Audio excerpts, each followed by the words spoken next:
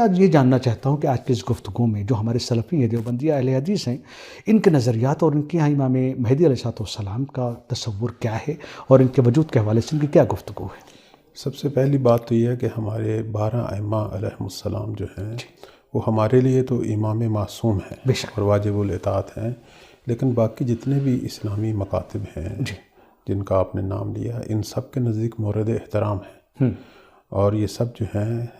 ان کا احترام کرتے ہیں، اپنی کتابوں میں ان کے فضائل بیان کرتے ہیں۔ صحیح اور ایک جو خوبصورت پہلو ہے ہمارے ائمہ علیہم السلام کے حوالے سے وہ یہ ہے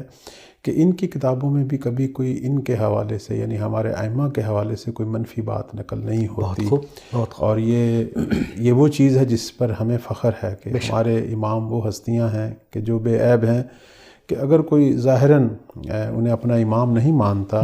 لیکن ان کی سیرت اور ان کی حیات طیبہ کو جب پڑھتا ہے اور ان کے فرامین کو دیکھتا ہے تو وہاں سوائے پاکیزگی کے اور ہدایت کے اور خوبصورتیوں کے اسے کچھ بھی نظر نہیں بے آتا۔ شک بے شک الحمدللہ اور بالخصوص امام مہدی صلوات اللہ علیہ کے حوالے سے ہم نے پچھلے پروگراموں میں عرض کیا کہ اہل تسنن جو بھائی ہیں یہ 2 حصوں میں ہم انہیں تقسیم کرتے ہیں۔ بہت سارے تو ایسے ہیں تقریباً جو ہیں وہ اب جو جدید اس مسئلے میں سرچ ہوئی ہے وہ یہ ہے کہ تقریباً 120 ان کے جو بزرگ علماء ہیں انہوں نے باقاعدہ اپنی کتابوں میں امام عسکری علیہ السلام کے جو فرزند ہیں یعنی امام مہدی صلوات اللہ علیہ، ان کی باقاعدہ ولادت و باسعادت کا ذکر کیا،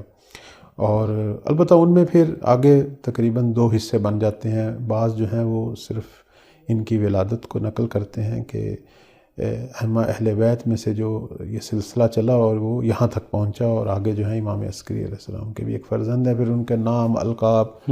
اور پھر یہ کہتے ہیں کہ یہ مکتب تشیع کا یہ عقیدہ ہے کہ یہ امام معصوم ہیں اور واجب الاطاعہ ہیں، اور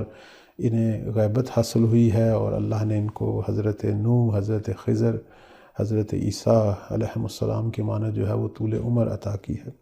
لیکن بعض اہل سنت جو ہیں بزرگان علماء وہ باقاعدہ جو ہے ہمارے شیعہ مکتب کی طرح جو ہیں ان کی امامت کے بھی قائل ہیں، اور باقاعدہ انہوں نے اپنی کتابوں میں ان کی امامت کو ذکر کیا اور باقاعدہ دلائل سے ثابت کیا، اور وہ دلائل بھی پیغمبر اکرم صلی اللہ علیہ وآلہ وسلم سے جو احادیث نبویہ ہیں ان سے جو ہے انہوں نے استفادہ کیا۔ اور بعض نے تو یہ بھی کہا اہل سنت بھائیوں کے علماء نے کہ ہم نے باقاعدہ ان کی زیارت بھی کی ہے اور وہ طول عمر جو ہے وہ رہتے ہیں۔ تو تقریباً تمام فرق اسلامی، یعنی ہم یہاں نہیں کہہ سکتے کہ کوئی ایسا مکتب جس کو ہم ایک مکتب اسلامی کہتے ہیں وہ ان کا قائل نہ ہو، تقریباً سارے قائل ہیں اور آخر الزمان میں امام مہدی کے منتظر ہیں۔ جی جن کا آپ نے نام لیا جو سلفی افکار ہیں جن کے، اور ان کے بڑے بڑے مراکز جو ہیں وہ جیسے مکہ میں ایک بہت بڑا مرکز ہے رابطۃ العالم اسلامی، اب یہ بہت بڑا مرکز ہے جہاں اسی مکتب کے حوالے سے سوالات آتے ہیں پوری دنیا سے، اہل حدیث بھائی ہیں اور یا دیوبند ہیں جو بھی ہیں، تو اب یہاں جو ہے تقریباً یہ اپنے سوالات پیش کرتے ہیں۔ تو اور یہ جو مرکز جو مکہ مکرمہ میں ہے رابطۃ العالم الاسلامی، اس مرکز میں ان سوالوں کا جواب دیا جاتا ہے۔ اب کچھ عرصہ پہلے جو ہے جیسا کہ ہم میڈیا میں دیکھ رہے ہیں اور یہ چیزیں چونکہ چھپ بھی رہی ہیں اور نشر بھی ہو رہی ہیں، ایک شخص نے جو ہے سوال کیا، اور وہ سوال بھی جو ہے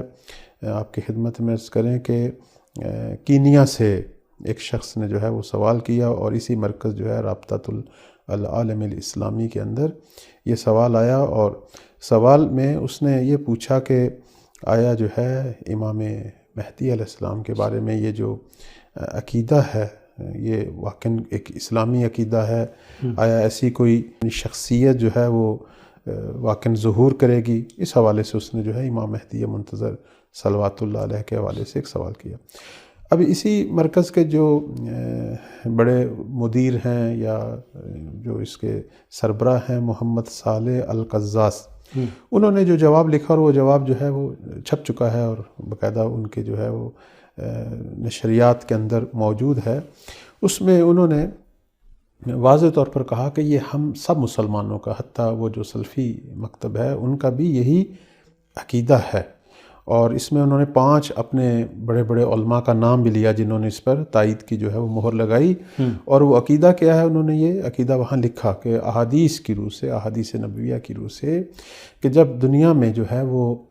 فساد پھیل جائے گا اور پوری دنیا میں جو ہے وہ کفر اور ظلم جو ہے وہ ہر جگہ پہ جو ہے وہ نظر آئے گا، اس وقت اللہ تعالیٰ جو ہے اس ہستی کے ذریعے، مہدی کے ذریعے جو ہے وہ زمین کو عدل و انصاف سے بھرے گا، جیسا کہ ظلم و ستم سے بھری ہوئی ہوگی. اور اس کے بعد وہ لکھتے ہیں کہ یہ جو امام مہدی ہیں یہ پیغمبر کے خلفائے راشدین جو 12 تھے ان میں سے آخری ہوں گے، اور ان کی جو خبر ہے یا ان کے بارے میں جو احادیث ہیں وہ ہماری کتب صحاح میں جو ہیں وہ درج ہیں.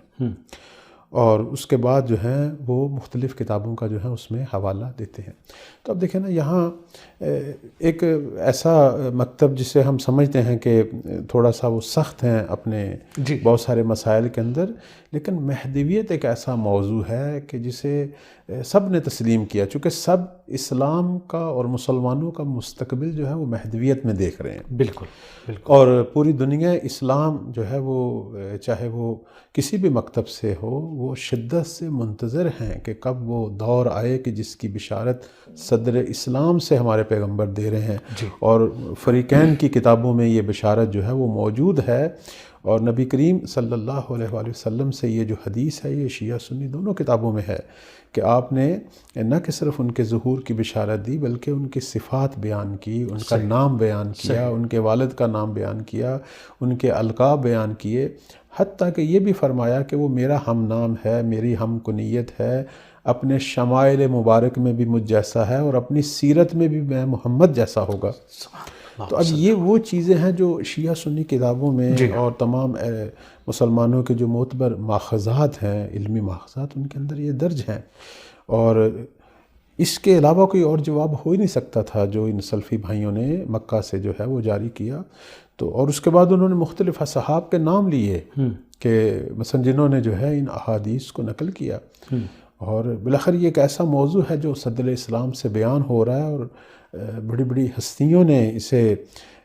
شروع میں ہمارے بزرگان جو اصحاب تھے یا اس کے بعد جو تابعین ہیں اور اس کے بعد پھر آگے تبع تابعین اور اس کے بعد جو ایک سلسلہ ہے علماء فقہا کا، ان کی کتابوں میں یہ موضوع جو ہے بہت ہی ایک منفرد انداز سے بیان ہوا. بلکہ میں آپ کی خدمت میں عرض کروں گا کہ ہمارے بعض بزرگان جو ہیں اہل سنت بھائیوں کے، نہ کہ صرف شیعہ، اہل سنت بھائیوں کے بزرگان نے باقاعدہ اس پر احادیث کے مجموعے لکھے ہیں. یعنی پوری کتاب لکھی ہے حدیث کی، اور جس میں احادیث مہدویت کو انہوں نے جمع کیا ہے. پتہ چلتا ہے کہ یہ موضوع جو ہے یہ کسی خاص فرقے سے یا مکتب سے جو ہے وہ تعلق نہیں رکھتا، بلکہ پورے اسلام کا موضوع ہے. بالکل. اور صرف اسلام کا نہیں بلکہ پوری دنیا کا موضوع ہے. بالکل جیسا کہ آپ نے فرمایا پوری انسانیت کا موضوع.